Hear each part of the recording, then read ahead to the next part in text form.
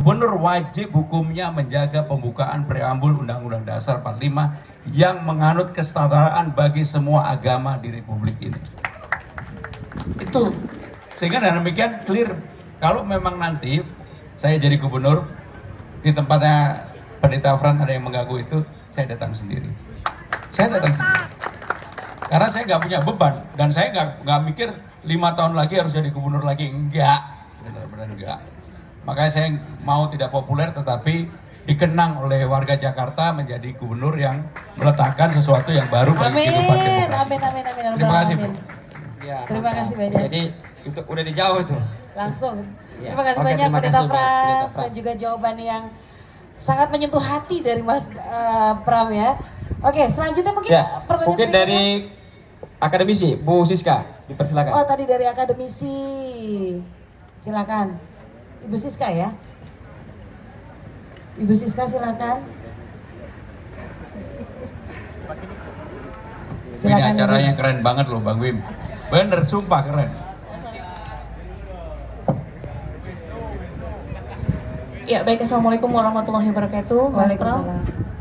Saya perwakilan dari akademisi. Perkenalkan, nama saya Siska Fitria. Saya dosen dari Universitas Cyber Asia.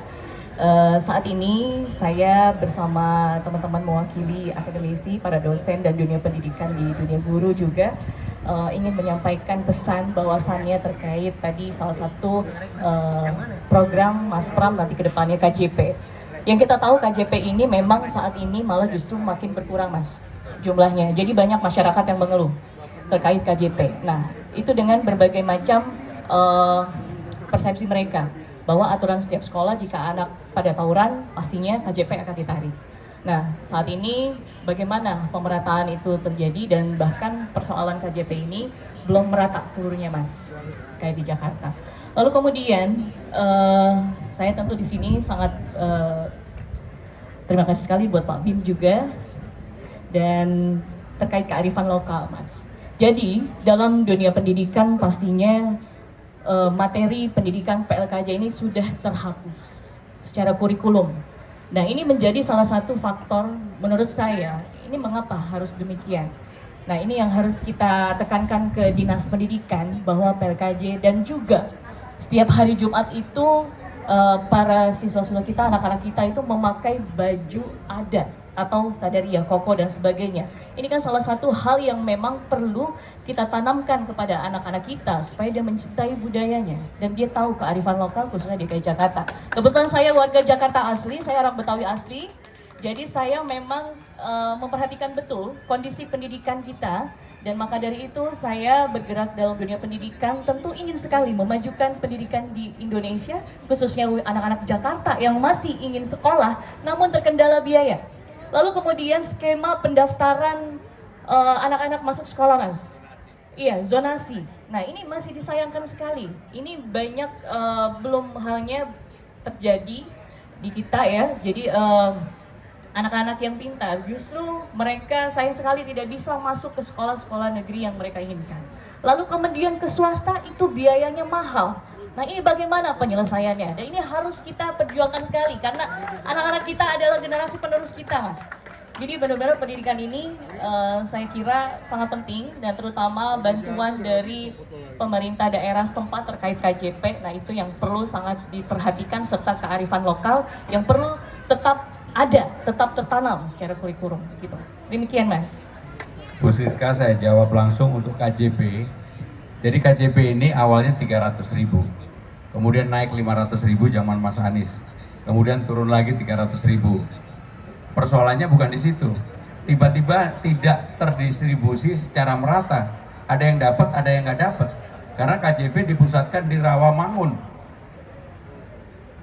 Sehingga dengan demikian apa yang terjadi? Ada yang berhak menerima, tidak menerima, yang tidak berhak menerima. Sehingga harus dirubah. Dan untuk itu total, seperti yang saya katakan tadi, nggak bisa hanya dipusatkan di satu kecamatan. Bagaimana orang dari Jakarta Utara, Jakarta Barat, Jakarta Selatan harus pergi ke satu, bukan Rawamangun, Rawabunga. Ke Rawabunga, kan jauh sekali, udah sampai di sana, di di pingpong kanan kiri, terutama yang menerima KJP kan warga yang betul-betul membutuhkan. Untuk itu pendataan akan kami buat di per kecamatan.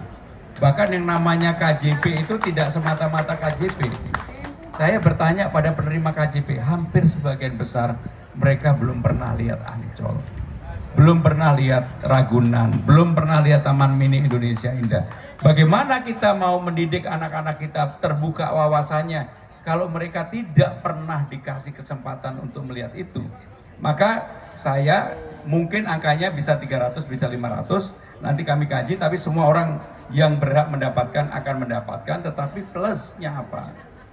Mereka dalam 1 tahun boleh 2 atau 3 kali lihat Taman Mini didampingi orang tuanya. Karena inilah proses pendidikan lapangan yang membuat orang bermimpi tentang sesuatu yang tidak pernah dilihat sebelumnya. Bahkan kemarin ketika ditetang saya sama Bang Bim sama Bang Wisnu, tetangganya Ancol, nggak pernah lihat Ancol. Karena apa? Terlalu mahal. Kan nggak fair. Sehingga dengan demikian maka untuk KJP kami akan memberikan kesempatan bagi mereka untuk bisa melihat Ancol, Taman Mini, Ragunan, dan etalase-etalase lain termasuk Monas dan sebagainya. Supaya membuka semangat dan pikiran anak-anak kita. Termasuk saya dulu, kenapa kemudian semangat untuk bisa ini, karena diajak orang tua saya lihat Taman Mini waktu kecil. Dulu kan bayangan Taman Mini sesuatu yang benar-benar melekat di pikiran kita. Demikian Ibu Siska, terima kasih. Baik, terima kasih banyak. Oke, terima kasih Bu Siska. Bu Siska, Jadi mewakili Pak Mas Pram mungkin bukan saja soal KJP, ada KJP KJMU juga. Ya. Itu juga harus KJMU, ya. Ya. Karena kan kemarin-kemarin ada mahasiswa yang dihapusin datanya, dia tidak dapat beasiswa, kemudian kuliahnya juga terganggu. Jadi mungkin akademisi ini Ya. perlu untuk meminta Pemda harus hadir di kampus, hadir juga di sekolah, tidak hanya memberikan izin, tapi Pemda juga harus mengintervensi jalannya lembaga pendidikan. Kemarin dalam debat saya sampaikan yang namanya KJMU nggak perlu tanda tangani setiap tahun. Bagi anak yang sudah terpilih untuk mendapatkan KJMU, itu pasti pilihannya kan luar biasa.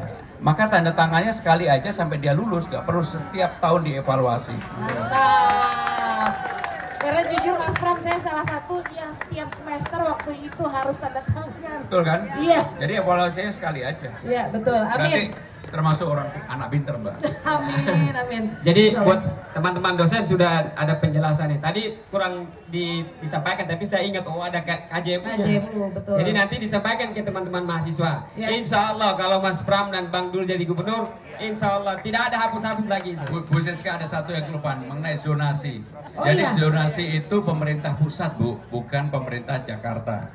Tetapi kami akan mengusulkan bahwa zonasi itu jangan kemudian mematikan orang atau kesempatan yang tidak mendapatkan sekolah bagus karena persaingannya terlalu ketat di satu daerah.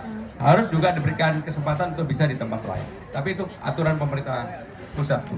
Berarti Oke. bismillah, semoga nanti kalau Mas Pram terpilih untuk bangunan-bangunan sekolah lebih diperbanyak lagi ke depannya ya.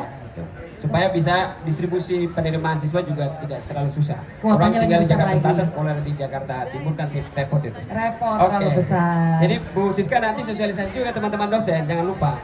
Di grup langsung Bapak Ibu di-share yang ya. Di sini juga bisa sampaikan Terima bahwa kasih. ini ada komitmen dari calon gubernur Jakarta dari Mas Pram. Saya Berikutnya. panggil dari masyarakat, Pak Abu. Mana Pak Abunya? Bapak Abu mewakili